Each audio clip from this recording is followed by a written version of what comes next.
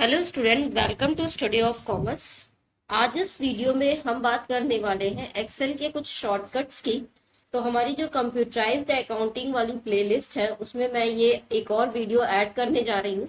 इसके पहले मैंने और भी वीडियोस ऐड किए थे जिसमें मैंने आपको बताया था कि कंप्यूटराइज्ड अकाउंटिंग क्या होती है, उसका ओवरव्यू पूरा बताया है आपको। फिर उसका सेकेंड चैप्टर भी एक्सप्लेन किया है।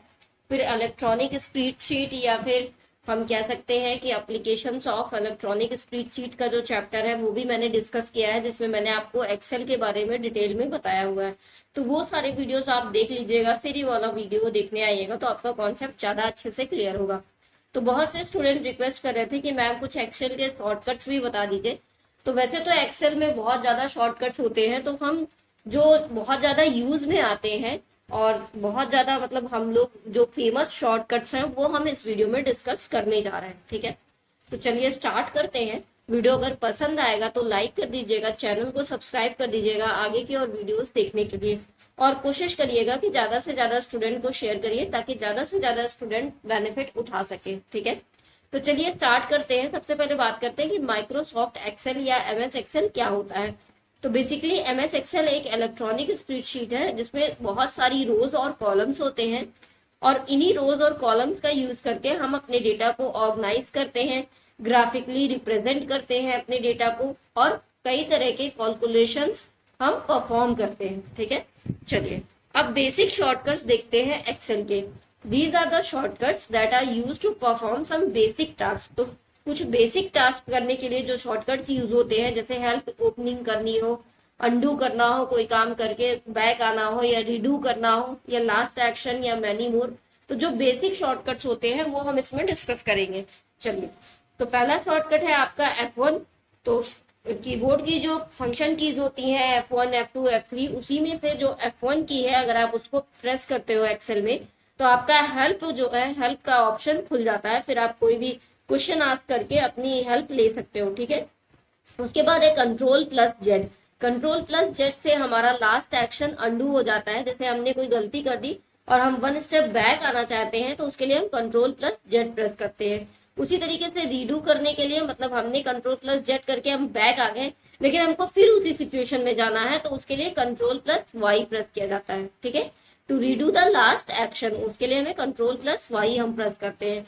उसके बाद कंट्रोल प्लस सी से क्या होता है, अगर हमें कोई चीज कॉपी करनी हो तो उसके लिए हम कंट्रोल प्लस सी का प्रेस करते हैं, और पूरा डेटा सेलेक्ट करने के लिए हम कंट्रोल के साथ ए का यूज करते हैं। ठीक है, तो कंट्रोल के साथ ए करेंगे तो सेलेक्ट ऑल हो जाएगा, और कंट्रोल के साथ सी करेंगे तो कोई चीज कॉपी हो जाएगी, और कंट्रोल के साथ भी प्रेस कर देंगे, कंट्रोल के साथ भी प्रेस कर देंगे तो पेस्ट हो जाएगी कॉपी। जो चीजें हमने की है वो पेस्ट हो जाएगी। ठीक है, आगे आ भी रहा है ये।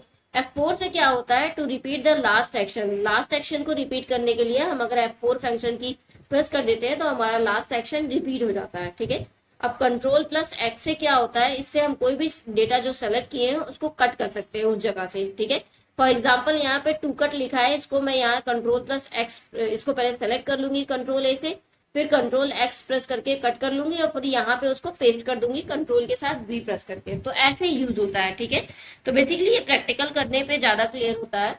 तो बताया ही मैंने आपको कि कंट्रोल प्लस बी से क्या होता है, हम पेस्ट करते हैं जो भी चीज हम कॉपी किए हुए हैं। ठीक है, चलिए अगला है आपका control plus alt plus B.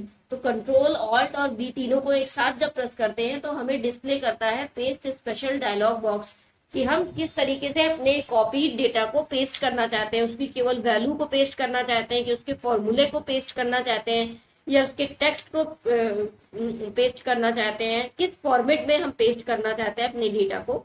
तो बेसिकली उसके लिए हमें control plus alt plus B press करेंगे तो पूरा पेस्ट स्पेशल का डायलॉग बॉक्स ओपन हो जाएगा। ठीक है, चलिए अगला देखते हैं। अगला है आपका control plus F. Control plus F से क्या होता है, to display the find and replace with the find tab selected. तो फॉर एग्जाम्पल आप अपने डेटा में एक्सेल की जो सीट है उसमें जो आपने डेटा बना रखा है उसमें आप कोई चीज फाइंड करना चाहते हो, फॉर एग्जाम्पल राहुल को फाइंड करना चाहते हो कि राहुल इसमें से कहाँ पे है, तो आप कंट्रोल के साथ एफ प्रेस करोगे, फिर राहुल लिख के एंटर करोगे, जहां जहां आपने राहुल नाम लिखा होगा वो आपको दिखने लगेगा। तो बेसिकली कंट्रोल प्लस एफ से हम कोई चीज फाइंड करते हैं।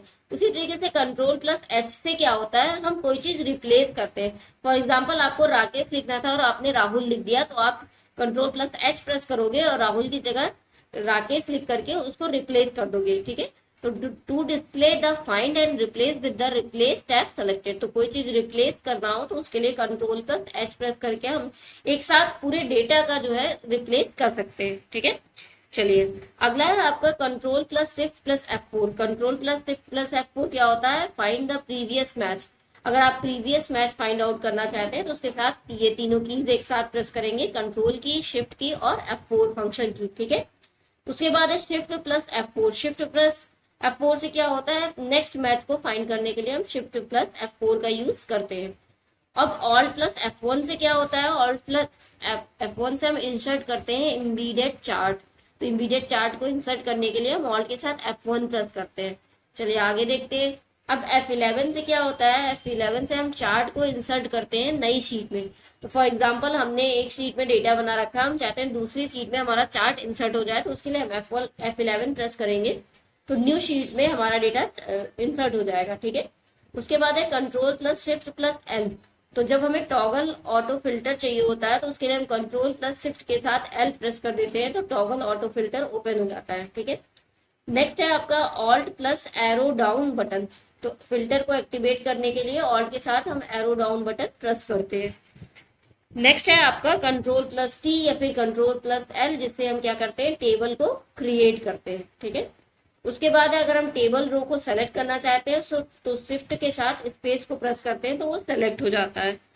उसी तरीके से कंट्रोल प्लस स्पेस प्रेस करते हैं तो हमारी टेबल कॉलम सेलेक्ट होती है, और शिफ्ट प्लस स्पेस प्रेस करते हैं तो सेलेक्ट होती है टेबल रो, ठीक है, याद रखिएगा। अब नेक्स्ट है आपका कंट्रोल प्लस ए। कंट्रोल प्लस ए से मैंने बताया था कि पूरे डेटा को एक साथ सेलेक्ट करने के लिए हमें क्या करना होता है, कंट्रोल के साथ ए प्रेस करना होता है। अब पूरा डेटा कौन सा, जो हमारी एक्टिव सीट पे एक्चुअल डेटा है वो, ऐसा नहीं कि अलग अलग शीट पे डेटा रखा है वो सब सेलेक्ट हो जाएगा। जो एक्टिव सीट है, मेन सीट जिसमें हम वर्क कर रहे हैं, उसमें जो ओवरऑल डेटा है वो सेलेक्ट करने के लिए कंट्रोल के साथ ए हम प्रेस कर सकते हैं, ठीक है। नेक्स्ट है आपका clear slicer filter. Slicer filter को क्लियर करने के लिए हमें ऑल्ट के साथ सी प्रेस करना होता है और कंट्रोल के साथ सी प्रेस करते हैं तो कॉपी होता है, ठीक है।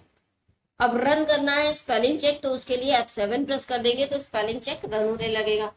नेक्स्ट है आपका macro dialog box. Macro dialog box को ओपन करने के लिए ऑल्ट के साथ F8 प्रेस करना होता है, ठीक है।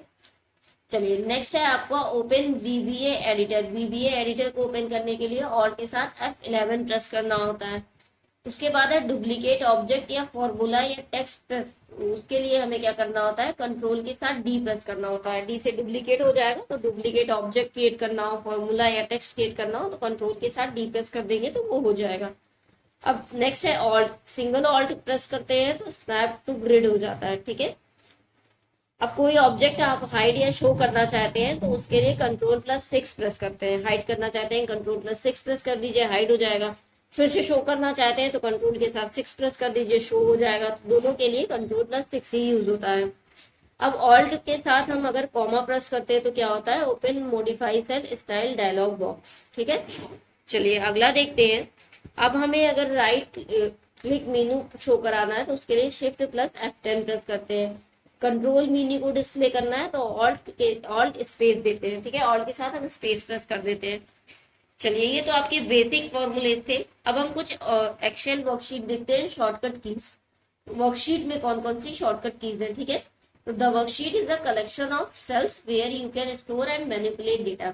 तो बेसिकली आपको पता ही है कि वर्कशीट क्या है। वर्कशीट हमारी रोज और कॉलम का एक कलेक्शन है, या हम बोल सकते हैं सेल्स का एक कलेक्शन है, जिसमें हम अपने डेटा को स्टोर करके रखते हैं या मैनिपुलेट करते हैं डेटा को, ठीक है, ऑर्गेनाइज भी करते हैं।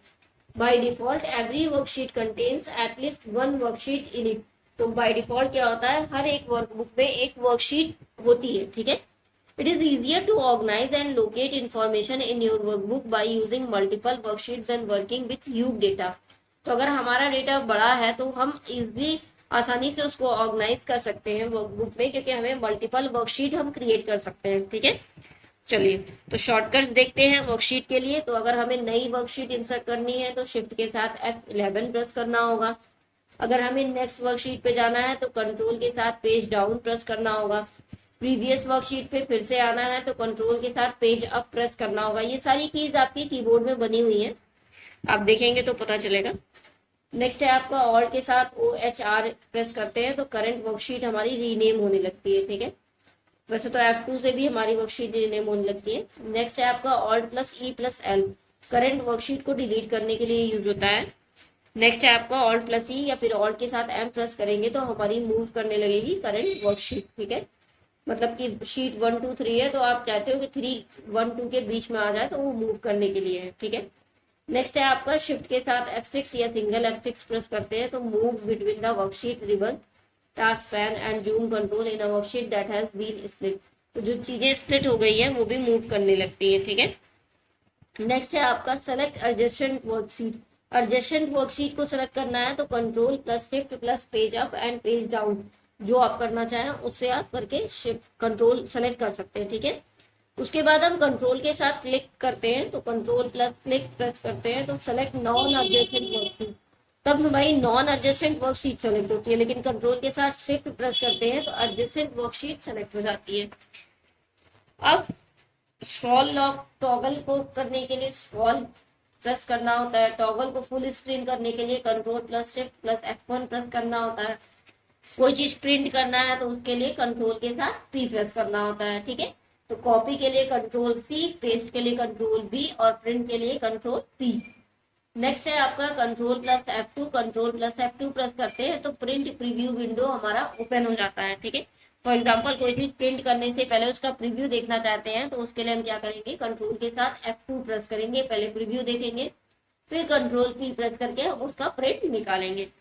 चलिए नेक्स्ट देखते हैं। अब नेक्स्ट है हमारा एक्सेल वर्कबुक शॉर्टकट कीज। अभी तक वर्कशीट की शॉर्टकट कीज देख रहे थे हम, अब वर्कबुक के देखेंगे, ठीक है। तो अगर हमें न्यू क्रिएट करना है वर्कबुक तो उसके लिए कंट्रोल के साथ N प्रेस करना होगा, N से न्यू होता भी है, ठीक है। नेक्स्ट है आपका कंट्रोल+O, कंट्रोल+O प्रेस करेंगे तो हमारी एग्जिस्टिंग वर्कबुक ओपन हो जाएगी क्योंकि O से ओपन होता ही है। कंट्रोल+S करेंगे तो कोई भी वर्कबुक हमारी सेव हो जाएगी, ठीक है। कंट्रोल+W करेंगे तो क्लोज हो जाएगी करंट वर्कबुक।